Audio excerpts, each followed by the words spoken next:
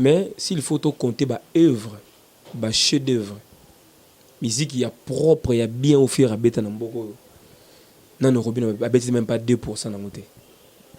Tu n'as rien à bêter. Tout ça, bah Congolais, on sait qu'on est dans ces pays. On sait qui fait quoi. Musique il y a qualité offert à Beta Namboka. Mon Robin, à ta 2% à Beta Namboko. Avec ta musique, ma quelle les manzanza to bina kawana. Mais oui, bah générique. T'es générique c'est quoi? La musique où ils qui nous copier, bah couper, décaler, déformer. Mais on a affinité, l'anda conférence de presse bien, papa Sonika faut comprendre. Il accuse son frère, évêque Kankenza Moïbi. Mais quand il dit que Naïe n'a coûté 0 francs dans caisse à ERC, bon autant na gouvernement 0 francs. Bah du peu na présidence il y a rien. Bah poste bah pesa bango bah évêque pour que bah côté na bah entreprise publique et tout ça il y a tsara bande konaï. Vous comprenez? Dans quoi accompagner bah mbongo yo bah église membre église de rêve bah contribuer bah $30 et au-delà. Bah coûte 0 francs na caisse à ERC. C'est là veut dire qu'il y a rien. Donc c'est du vol et détournement. Un serviteur de Dieu ne peut pas escroquer. Mais nous sommes tous victimes, pasteurs, prophètes. Ils sont devenus comme des magiciens, on peut simbongo, ça les miracles et tout ça. Tu vois que ce n'est plus propre. Et sous propreté. Donc voilà, je disais que mais ça a pris du temps quand les gens patient qui m'ont moulaï qui a subi 3 fois. So subi 3 fois. Est-ce qu'il faut mettre sur le micro? Que sous même ces organismes là, yo na bamblo comme la kavoya. Oh ça nous peut diabétique, sous ba nous est-ce que tu as libiso? Nakamwe. Yo so ba na subagi 3 fois na présidence. Est-ce que ça c'est un bon langage? Bon, je dirais ceci. Au moni la musique, monde de la musique, c'est un monde ingrat. Ça c'est vrai parce que les musiciens d'abord il y a la concurrence et puis la polémique. Mais à vrai dire, faire un master robinoté. OK. Attends na âge. Ni de loin ni de près. Na âge et puis na musique. Minimum de respect. C'est vraiment honteux pour l'église des rêves du Congo. Voilà. Parce que Toto qualifié à père des églises des réveils. Pasteurs, politiciens. Okay. Sont des voleurs, des détourneurs et bon on a biso. Il faut le dire que au moins on a une notion merci dans l'église des ratés. Polémique, moni polémique, ils ont interdité. Ils ont toléré, ils ont monde de musique et puis même sur la chronique on peut polémiquer. Ngana leki yo lekinga. Ngana banda liboso na yo. C'est la démocratie. Mais oyo wana ya Robina omo sala natala ngona ba page.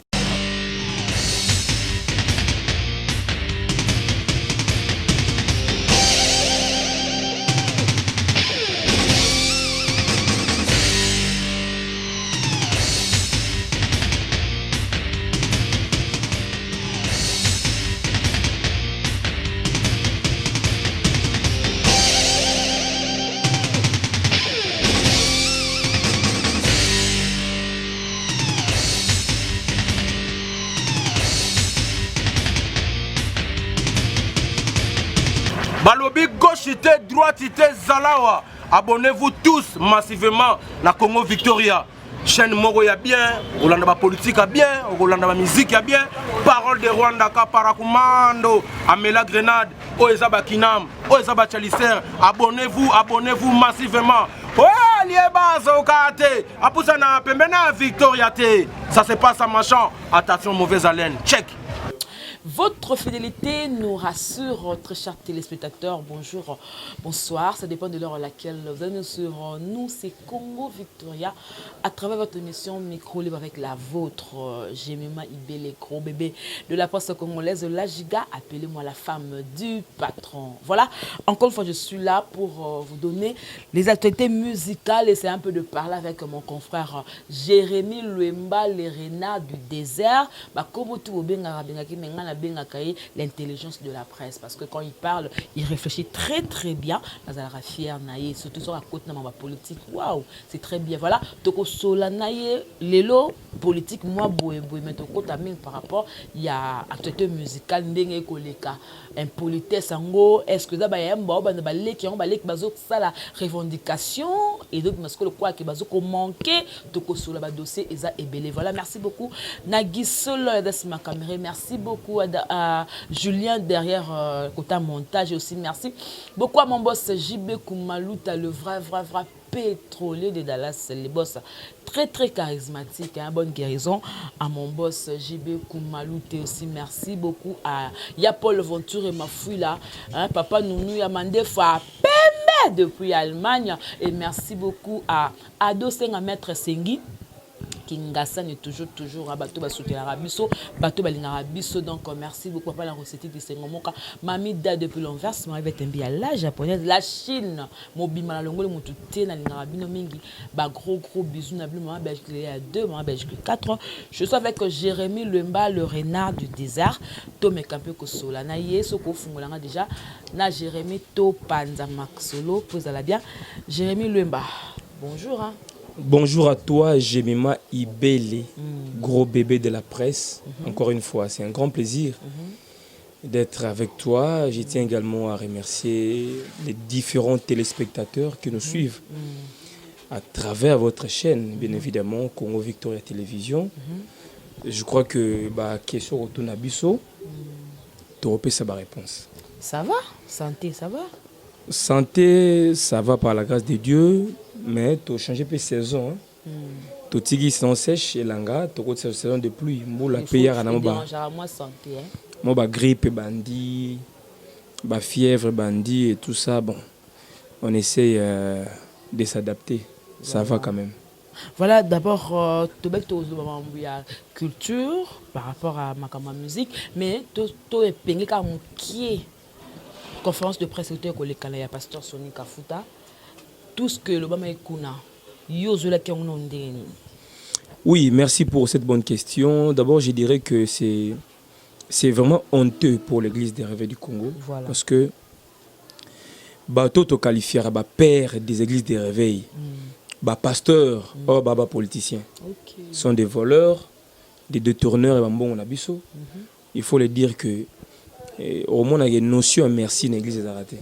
Quand tu dis des voleurs, mais il y a une finité, l'anda conférence de presse bien, papa Sonika Fouta à comprendre. Il accuse son frère, évêque Kankenza Moïbi. Mais quand il dit qu'il a coûté 0 francs dans la caisse à ERC, bon, il y a un gouvernement, 0 francs. Il y a une présidence, il n'y a rien. Il poste, il y a un évêque. Pour que les entreprises publiques et tout ça, il y a des vous comprenez? Quoi accompagner l'église membre, l'église des réveils, contribuer à $30 et au-delà.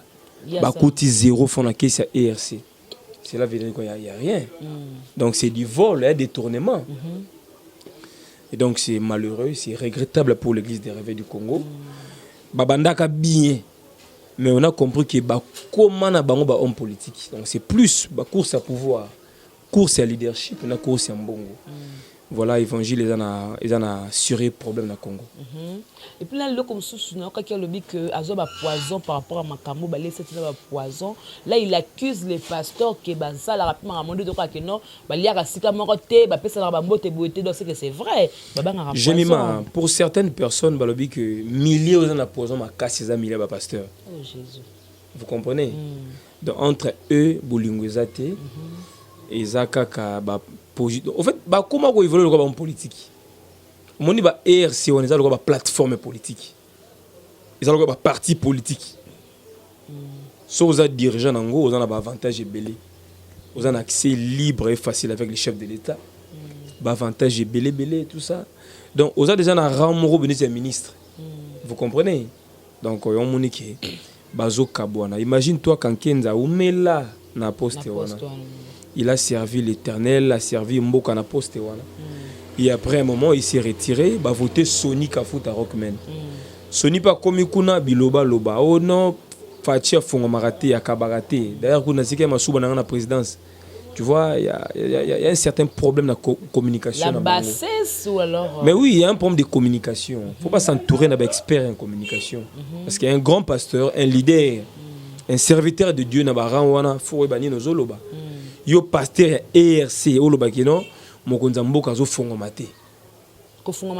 Azo kabate, Kabila azo kaba, Mobutu azo kabaya kabarate. Tu vois par exemple ça. Mais quand tu sais que pour y avoir homme de Dieu dans le bureau, il faut pour y avoir la double honneur. Le chef avait dit à ses travailleurs que va s'occuper de pasteur. Monter et banalité. Ba pesa bango ba transport na bango. Papa, maman monter ngo est-ce que Congo tout Congolais a besoin de bon monter ba pasteur. Monter ngo vous allez yo lingi za la combien? Mais peut-être à 50. Baza na mbongo déjà belé, sont des millionnaires tous ces gens-là. Bazo ba bonza na biso, ba dim, bazo ba makama. Donc to banda ko investir na l'église banda to botamati lelo. Tu verras que ba pasteur baza na ba rang ba vimo be ke ba membre na bango l'église. Vous comprenez? Ce qui n'est pas bon devant Dieu c'est escroquerie. Un serviteur de Dieu ne peut pas escroquer. Mais nous sommes tous victimes de pasteurs, de prophètes. Ils sont devenus comme des magiciens, on peut simbongo, ça les miracles et tout ça. Tu vois que ce n'est plus propre. Et sous propreté. Donc voilà, je disais que mais ça a pris du temps quand ils ont la patiente qui a subi 3 fois. Ça a subi 3 fois. Est-ce qu'il faut mettre le son dans le micro? Même ces organismes là, yo na bamblo comme la kavoya. Oh, ça nous peut diabétique, yo suba no 3. Est-ce que tu as libiso? Nakamwe. Yo suba na suba 3 fois na la présidence. Est-ce que ça c'est un bon langage? Voilà, maintenant ba yo destituer, ba suspendre, ba destituer, ba jeune pasteur Dodo Kamba ba nommé wana. Élection salama ki wapi. Mais ngala zara na ba ni na bango te parce que basala ba séminaire, basala to bengaka ba conférence extraordinaire et tout ça. Bah koutane qui entre bango ba passer. En fait, actuellement je constate que maintenant il y a 2 blocs. Il y a 2 camps. Quand Moussouba Kina Dodo Kamba c'est ba Mukuna, ba pasteur Kankinza, ba zakuna na ba Dodo Kamba, koto ba tireli ba Sonika Futa, ba na Mamolangi, ba pasteur Jean Bosco Kindomba. Ça le père bango front na bango. Tu vois que donc division des ma terre abiso to kabonaté. Mais bango moko bazo kabona. Pour te dire que l'évangile au Congo souffre sérieusement. Donc ba Panzani et comme koto ba jeton au moyibi, ba ofingana ba bêtise. Ba passer ba bêtise na TV. On est koto ba le temps de la fin, to ko ba on a bilembo. Parfois c'est ça, mais c'est très dangereux pour une nation qui se dit chrétienne. Voilà. Maintenant, le choix de pasteur Dodo Kamba à la tête, il y a RSC. Pour toi, ils ont choix malade. En fait, Namon a raillé trop dans Bamon Foula, les cartons de la cité verte, c'est un monsieur charismatique et tout ça. Bon, pour devenir évêque général, il y a des critères à respecter. Il faut remplir les critères. Lui, il a rempli cela. D'après beaucoup des anciens, il n'a pas rempli parce qu'il est trop jeune. Non, pas. Je m'excuse. Parce que pour devenir évêque général, il faut à la peine une communauté forte. Une grande église aussi. Il faut dans la temple à Malonga. Bethesda. Bethesda, ouais. Bon, Bethesda, il y a une jeune église. Est-ce que vous avez une cellule? Kala. Depuis la salle. Bethesda, c'est belé, attention. Bethesda, c'est Betsaïda. Aux hommes, on a si gros. Bethesda, on a une boutique. On a gloire à Dieu. Dieu est gloire. Donc il faut faire attention. Moi, je voulais Bethesda. Et ça, il y a mes amis qui étaient. À sa père spirituel, il y a bien 20 Kéba dans Caleb. Bon, Caleb, il y a comédien. Bon, Caleb, il y a pasteur. Tu es dans le bika que non, parce que vous n'avez pas pasteur de Dodo, non, moi, je Caleb, il y a un père spirituel combien? Il y a beaucoup, il n'y a pas de Nilis dans Zondo. Dodo Kamba, son père spirituel, Flavien Mbouya, son père. Des ordres dans l'église, comment maman?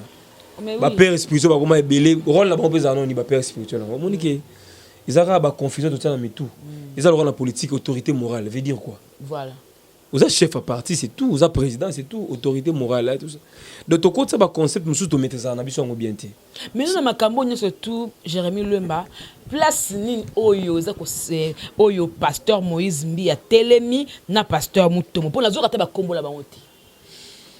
Bon, au moins, il s'intéresser à la politique. D'autres sont à l'écart par rapport à des désordre. Au moins, ERC, Église des réveils du Congo, et comme le Rwanda, c'est Sokoda. Donc les gens, maintenant, ils ont la mbongo. Oui, Sokoda n'est pas ambulant. C'est Blaise Boula, destitué, c'est Viana Verkis qui a mon gars, donc c'est comme ça. Donc, comme le Rwanda, c'est un conflit, ça n'a plus de sens, c'est triste. C'est ça, en fait, les problèmes. Donc, l'église, Nabiso, Nambour, Nabiso, souffrait. Des pasteurs sont devenus des hommes politiques. Bah, collabo, bah, hommes politiques. Bah, pasteurs, bah, sont dans notion de vérité, notion de merci, exacte.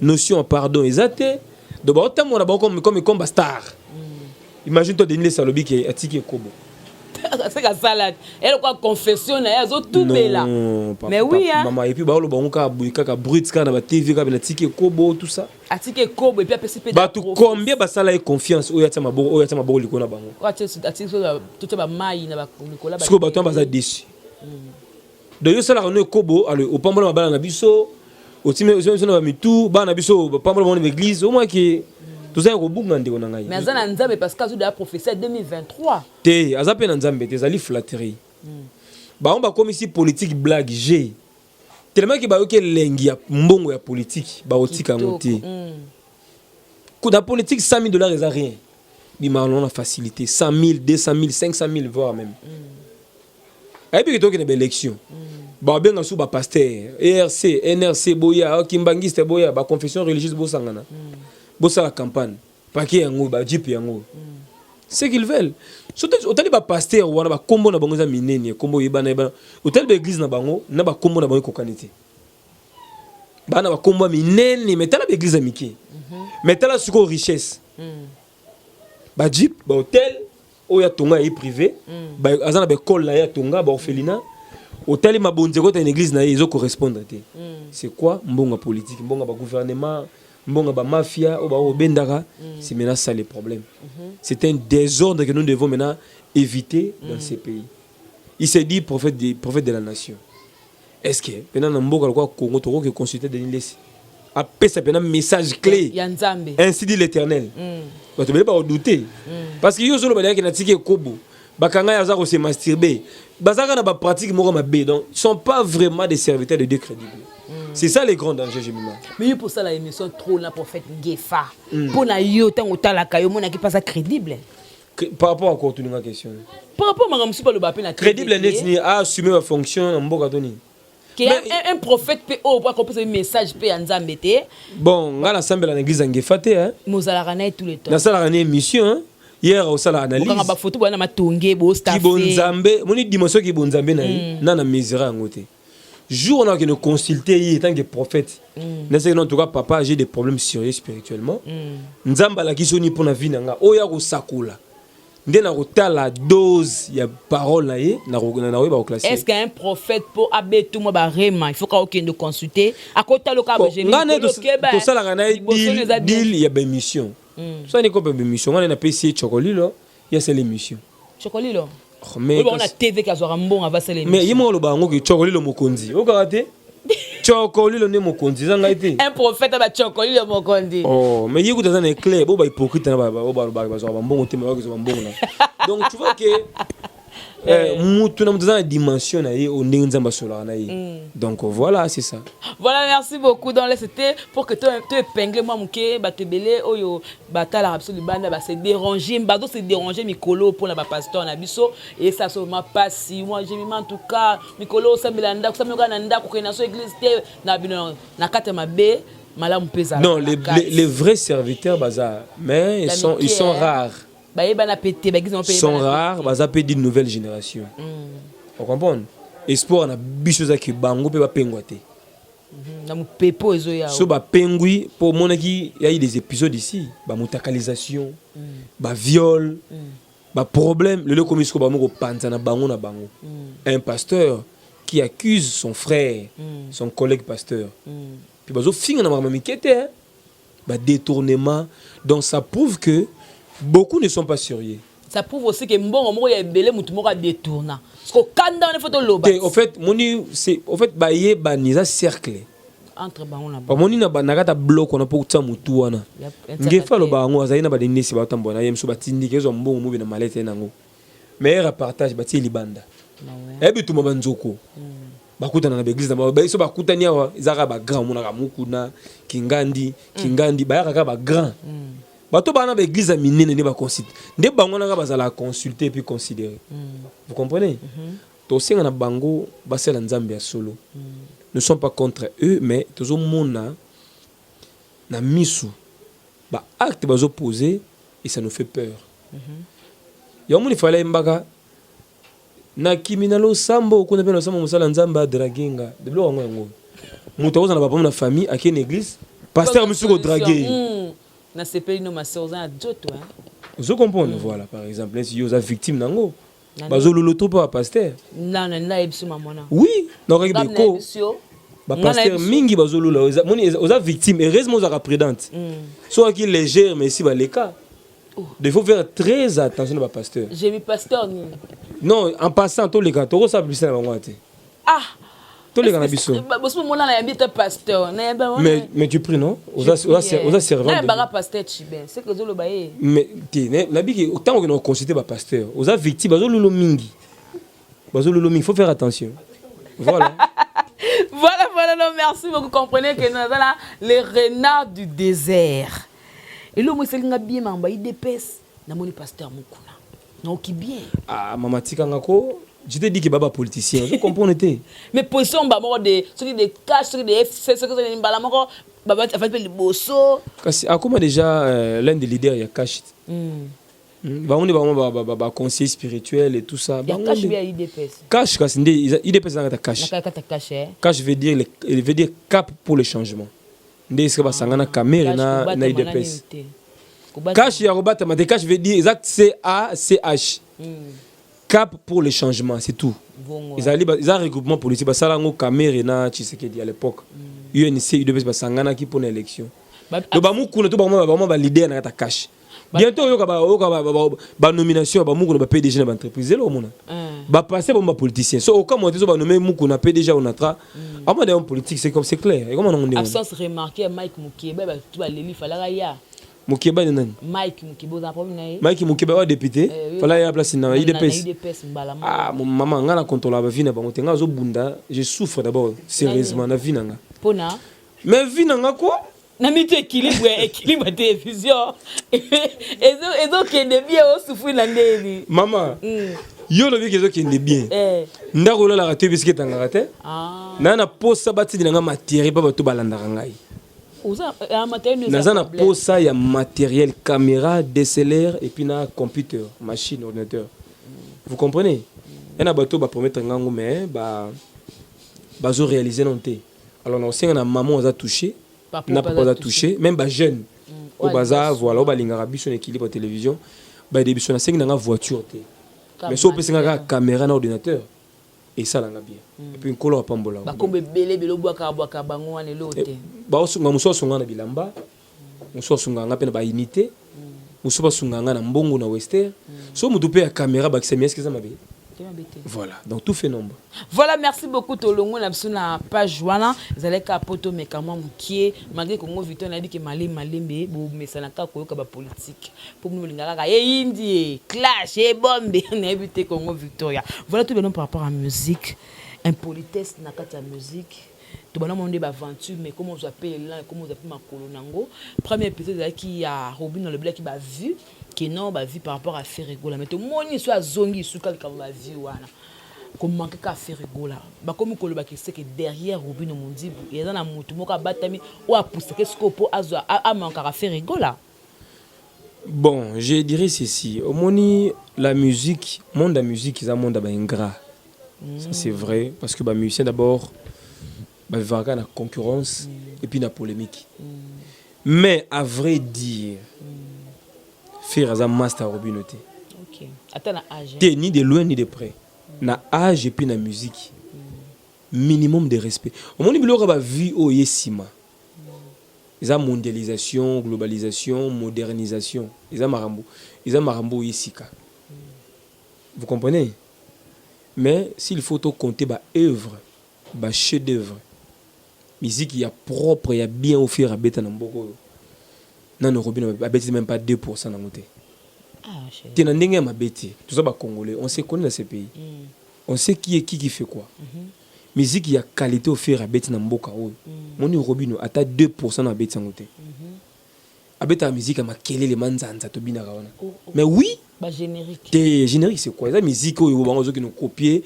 Ba couper décalé déformé wana zo beta. C'est quoi na ndeni Félix Wazé ko ninga za bongo bazwa na compagnie parce que la munene par rapport à générique. Maman. Mais oui. Ils allaient style la musique. Mais musique ne wana zo peser même pas la musique faire beta. OK. Vous comprenez? Polémique, moni polémique, ils ont interdité. Ils ont toléré, ils ont monde de musique et puis même sur la chronique on peut polémiquer. Ngana leki yo lekinga. Ngana banda liboso na yo. C'est la démocratie.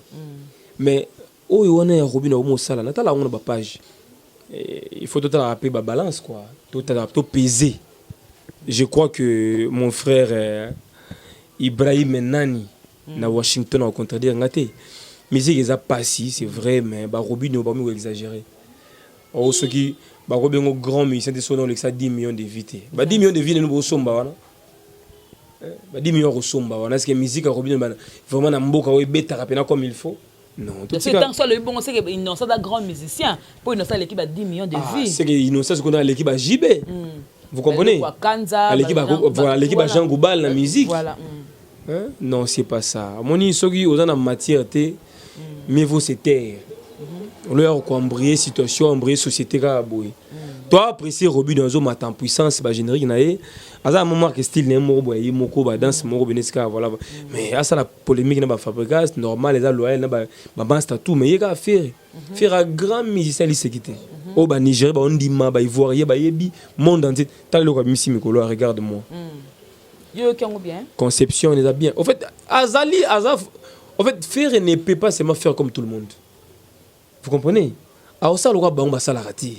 Mais ça bien, mais c'est sur le terrain pour moutoyer Bango, on dirait. Ça semble absolument difficile. Et ça musique intelligente, musique on va mettre Gims Bayembara, na ba Céline Dion. Voilà, ba tala on a ba terrasse, na ba resto. Quel clip! Autant la décor, autant la mouvement, autant la ambiance. Non, ce qu'on a Bango ça répétition, Bango y a pas de problème.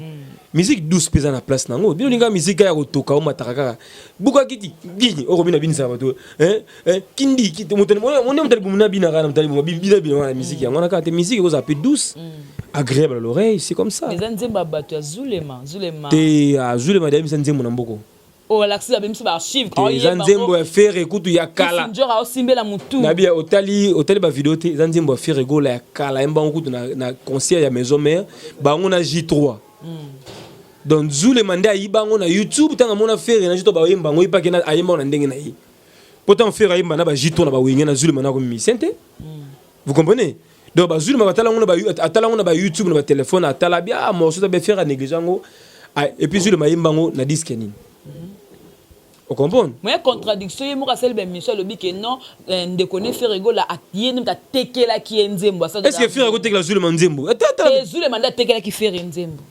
Alors bien on a une mission hein. Ils ont dit on va faire ya kala. T'as la vidéo dans le archive on a dit non. J'y tourne à faire ba oyemba ngo kitoko oura utabi. C'est bon bokata oura uta osepe là. Les hommes morceaux mo be marka faire. Alors à Kena studio à l'ambiance autrement. C'est les français avec on habite sur la français. Vous comprenez? À l'ambiance autrement et puis ba féliciter on ba France 24 ba iTunes là a dominé parmi les africains en tête.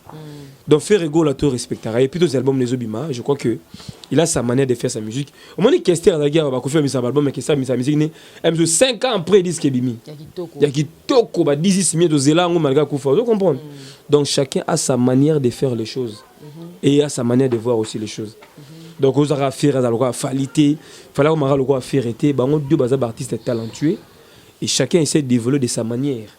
Donc ça, il faut souligner. Robino, Azoko, ça trouble, désordre, Moro qui n'a pas de place. Mais derrière lui, c'est comme si des kings, Taza. Même sur Tindi, c'est nul et sans effet. Faire reste égal à lui-même. Hein. Il a une voix énorme, un chanteur de charme. Vous comprenez? Donc, mon modèle au faire Azo Yemba, on va Yemba, on écrit la polémique. Voilà. Tu connais le comme sur PC la position mais ngana za congolais tant ba ken ba sarbe mission ba ki faire ayi binze mazulema baba congolais tout dans la démocratie chacun a libre mettre point de vue naï modèle offert à Zoyemba et puis ça va mission de jalousie faut tous en rappeler honnête na Congo so za na moi grâce na omoro boyo mo na rara dans les vides mutu mo ko mi jaloux na yo ay musu to sala no kutu yelo côté est-ce que faire na robino ba croisa est-ce que parce que ba fana ta place moro baza no même génération té baba master pété mais t'as petit avant de musique sika a commis jaloux à vie aux yeux de donc pour te dire que Congo est tellement riche na haine, na jalousie et voilà donc. Non, tu es riche na musique. T'es na haine, na jalousie. Tu es vraiment riche. Muto yebi te fréquentant te donc si en fait les nini so en actualité te oyo dembele muninga et comment rabongo.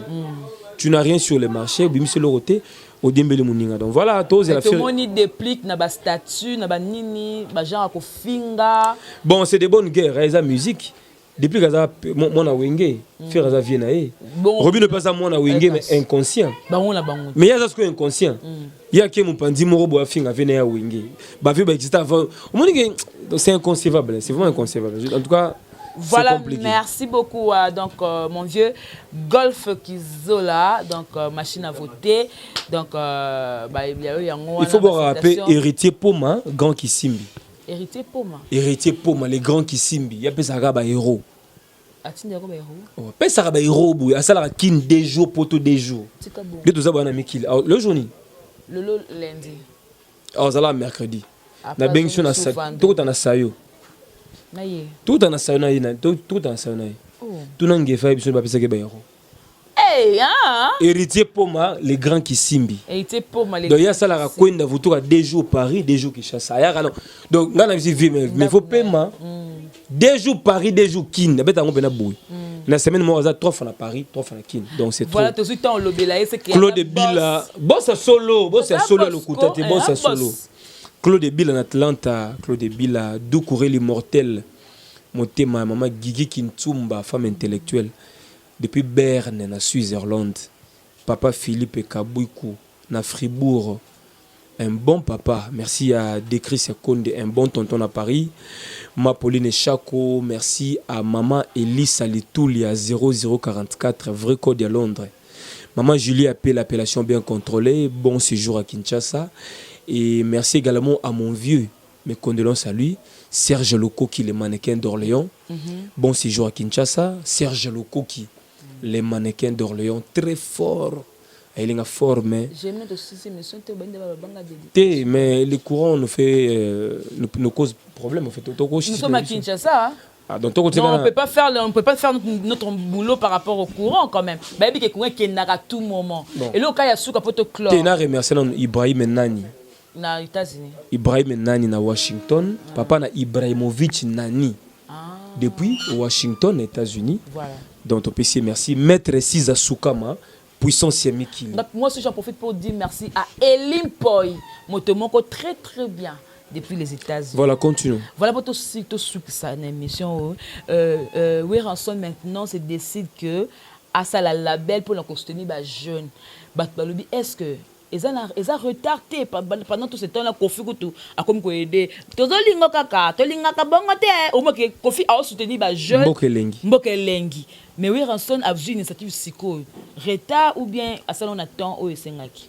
Bon, tout dépend de l'agenda à Moutou, na projet à Moutou. Oui, azaki plus na ben musique d'abord. Avec sa business na, il fallait attaquer ba disque. Abeta ba grand concert, azala vraiment la visibilité. Il était plus concentré dans l'art. Et puis il faut que abimisi ba jeune belé na scène musicale. Ba faire wana ba Bill, ba JDT, tout ce monde là ba pas Ranson. Un grand formateur zo continue à former. Déjà Wira azana label ou pas mais déjà Wira forma ba musicien belé. Mais ça utana wingi na utana orchestre musuba en esprit ndenge monté. Ouais wingi et puis peut-être musique et cop. Sentir esprit. Vous comprenez? C'est le malgré on m'a plus distrait, mais au moins il y a un esprit. Vous comprenez? Non, parce que c'est le pouvait faire mieux que oh salilo. Mais la CPL m'a cassé dans Nzembo sur la salle pour la corona. Ah, on a la ngotro na parler, bata ngomi na Baraka TV. Batu ba la corona Nzembo mais c'est le scram on a rumba. Atanga ba mosi mosengo ba kufa, ba Loris la congolaise, ba vena biso ba Jackie Lunga. Donc musique te ngala sipe na musique asilo makasi oembela corona ya rumba moko limpide propre et mon bien puis au tali image c'était vraiment chic. Alors j'en passe pour te dire que Wera soit comme un label bon ba label on peut obat musu ba salapé to suka na ngwapi si vous commissi ba mission ça ba label ba sala ka ba musique à des artistes et puis si l'on a label non continuons à aider, à aimer nos artistes, c'est le plus important. Tout soutenir les jeunes artistes. Congo a un problème, maman. Tout le monde a un abus de Congo. Tellement que passe là où il y a la souffrance, amour et zaramingité, haine, jalousie, car on est dominant. C'est triste. Même si on a presse, on a ça mon bonda. Pour ce qui est de il y a un mais jusque-là, on serait toujours dans le ghetto. Vous comprenez?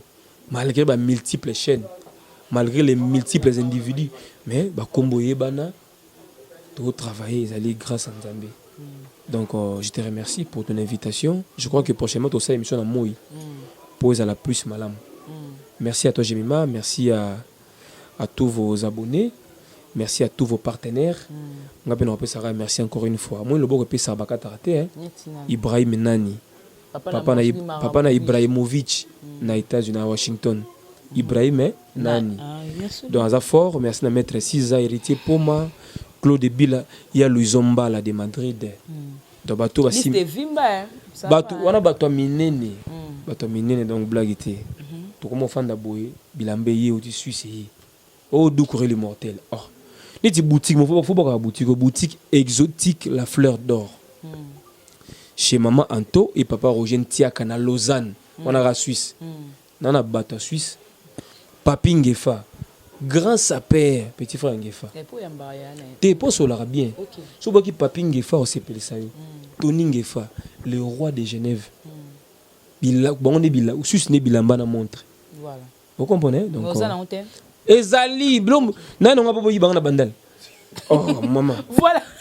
Donc comme vraiment la souka de ma banga souka. Et ça merci pour l'assistance. Numéro de téléphone plus 243 89 50 61 702. Tout mon banga ba poison, belé. Na oya sika trop. La photo c'est monsieur hôtel de Olulangati. Son ata sou ba montre belé montre que ça ba jalousie maman. Faut me battre là. Et voilà. Voilà, merci beaucoup. To comme il a souka donc quand ndele que tu veux un gros bébé na moi émission le bébé ça la ka moi bien donc biso to kutana wana na village panda chez Lekechu Kevin Lekechu tolia moi liboke moi limbondo moi légumes verts et ça là moi plaisir na Kigoma Mushi. Voilà, tout est bien qui finit bien. Je dis merci beaucoup à Guissole qui était derrière cette caméra. Merci beaucoup à Julien Nassima montage aussi. Merci à mon boss JB Koumalouta Levra pétrolier de Dallas tout le ngajema ibele. Nelebno moi fond appel na kakabno moi koleka maman il veut tomber à la japonaise. Mamie Daï, maman Liliane depuis quelque part. Aussi, merci beaucoup à maman Belgique, il y a 2, maman Belgique 4. Il y a Dadi, ma bibi Mokona Mombe et Paris. Voilà, ce n'est fini. On se retrouve prochainement et que la paix du Seigneur règne dans votre maison. Au revoir. Bye bye.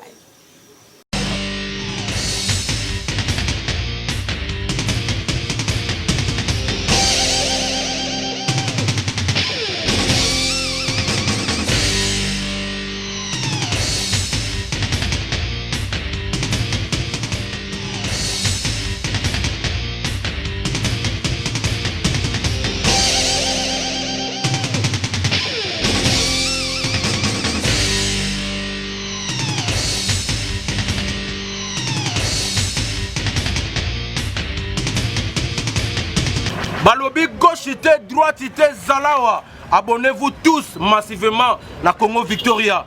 Chaîne Moro ya bien, Olanda politique a bien, Olanda musique a bien. Parole de Rwanda ka parakumando, Amela Grenade, Oezaba Kinam, Oezaba Chalicer. Abonnez-vous massivement. Ouais, lieba zokate. Apousa na pembena Victoria te. Ça se passe à machin. Attention mauvaise haleine. Check.